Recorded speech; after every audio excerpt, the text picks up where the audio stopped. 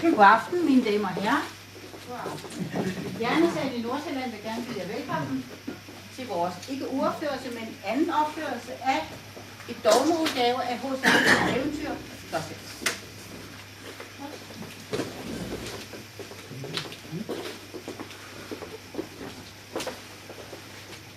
Ude på landet var der en gammel gård, og i den var der en gammel herremand, som havde 2 sønner, der var så vittige, at det halve kunne være nok.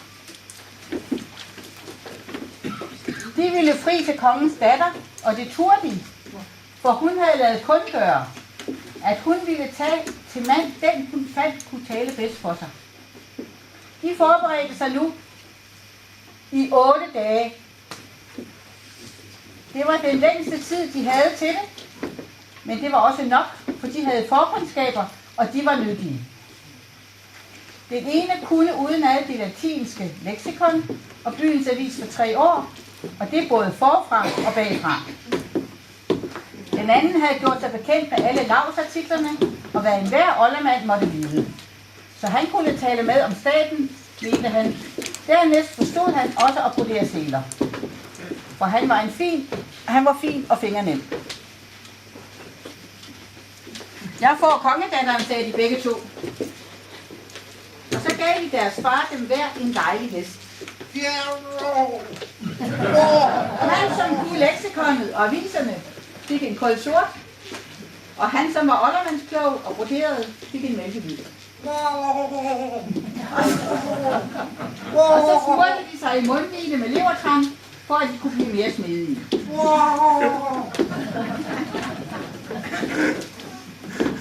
Alle tjenestefolk var nede i gården for at se dem spise hest. I det samme kom den tredje bror. For der var 3. Men der var ingen, der regnede med ham som bror, for han havde ikke sådan lærdom som de 2 andre, og ham kaldte de bare Klodshans. Så sagde Klodshans: hvor skal I hen, siden I er i statstøjet? Så sagde de andre brødre,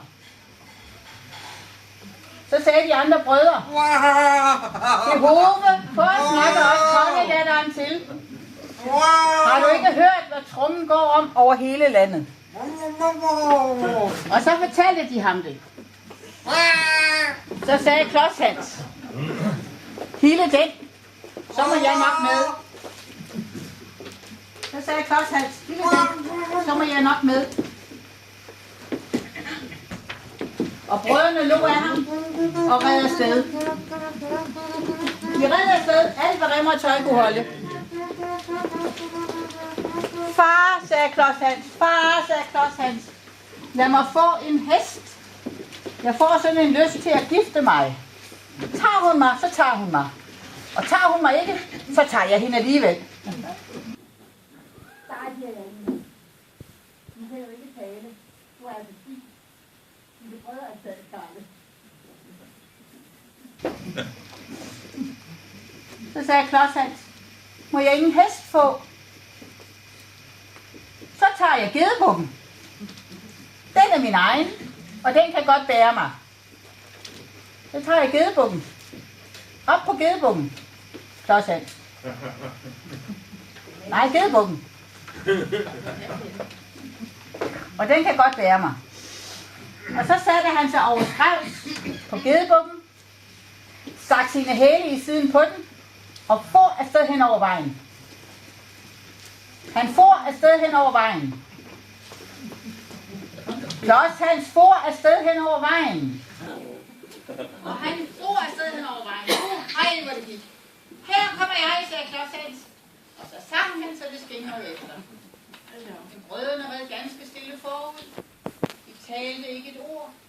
De måtte tænke på alle de gode indfald, de ville komme med. Og det skulle nu være så udspekuleret.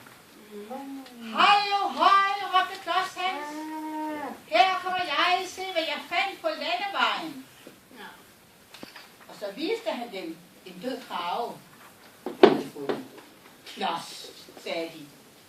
Klods, sagde de. Hvad ved du med det? Sagde Klods, jeg forærer til kongedatteren. Ja, gør du det, sagde de. Og lå videre, og lå og red videre. Hallo høj, her kommer jeg til, hvad jeg nu har fundet. Det finder man ikke hver dag på landevejen. Og brødrene vendte sig om for igen at se, hvad det var. Klods, sagde de. Det er jo en gammel træsko, som overstykket er gået af. Skal kongedatteren også have det? Det skal hun, sagde Klods Hans. Og brødrene lå, og de red, og de kom langt forud. Hallo høj, her er jeg, råbte Klods Hans. Nej, nu bliver det værre og værre. Hallo høj, det er mageløst. Hvad har du nu fundet, sagde brødrene. Sagde Klods Hans, det er ikke til at tale om. Hun vil blive så glad, kongedatteren. Sagde brødrene. Det er jo pluder. Det er jo pluder, der kaster lige op ad grøften.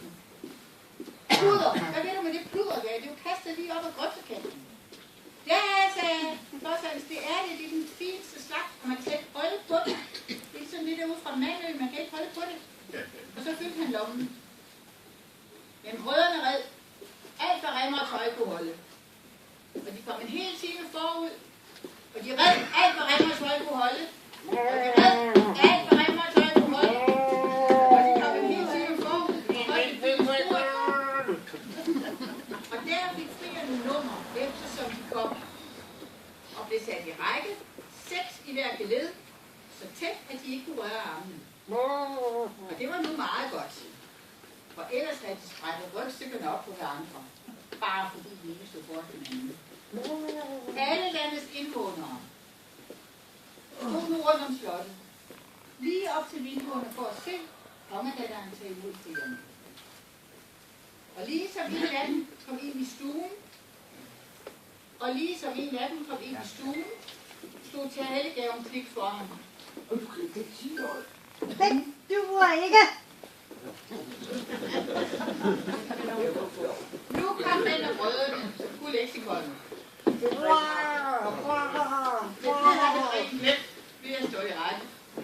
Og gulvet knirkede, og loftet var en spejlplads, så han så sig selv på hovedet. Og ved hver vindue stod 3 skrivere og en holdermand, der hver skrev op alt, hvad der blev sagt. At det straks kom i avisen og sælges for 2 skilling på hjørnet. Det var frygteligt. Og så havde de fyret sådan i kakkelovnen, at det var rød i trumlen. Og det sagde frieren. Det er en svær varme, der er herinde. Ja. Der sagde kongedatteren. Det er fordi min far i dag steger hanekyllinger. Der stod han. Den tale havde han ikke ventet. Ikke et ord vidste han at sige. Og noget morsomt ville han have sagt. Så sagde kongedatteren. Væk, duer ikke. Og så var han afsted. Og så kom den anden bror. Og så kom den anden bror og sagde, har en forfærdelig hede. Ja, vi steger hanekyllinger i dag, sagde kongedatteren. Hvad bevar? Sagde han, og alle skrivende skrev, hvad bevar? Og så sagde kongedatteren, Væk, duer ikke.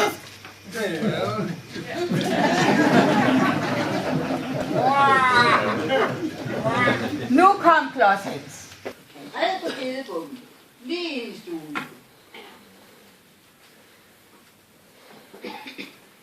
Og så sagde han, det var da en glående hede. Det er fordi, jeg steger hanekyllinger, sagde kongedatteren. Jamen, det var jo rart, sagde Klods Hans. Så kan jeg vel få en krave stegt. Jeg har en krave med, måske kan jeg få den stegt.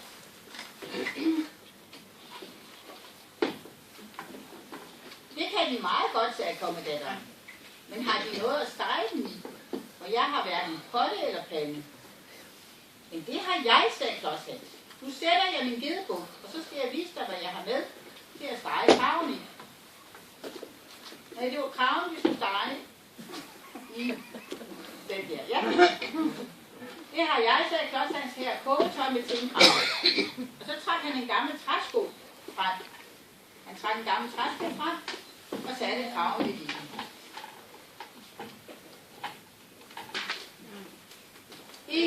sagde dronningen, eller kongedatteren. Det er jo et helt måltid. Men hvor får vi døbelse fra? Så sagde Klodshat, den har jeg i lommen. Og jeg har så meget, jeg kan spilde af den. Så havde han det kluder ud af lommen. Han havde kludret ud på gulvet. Det kan jeg lige sige, kongedatteren. Du kan da svare, og du kan tale. Dig vil jeg have til mand. Ved du, at hver ord vi siger og har sagt, skrives op og kommer i morgen i avisen.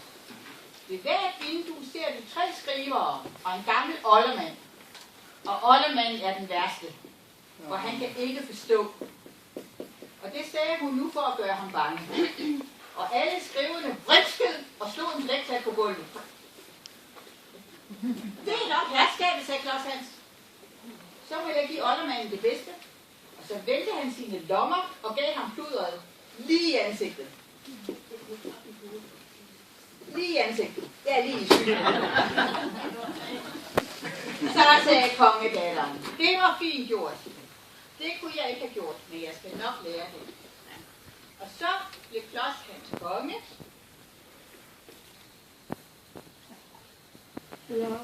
Og fik sig en kone og en krone, og sad på en krone. Og det har vi lige ud af oldermandens avis, og den er ikke til at stole på.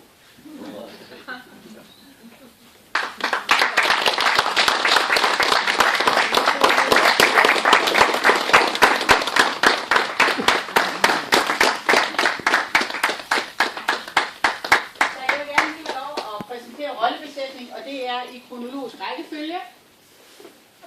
Hermanden, Otto Nielsen, Bob.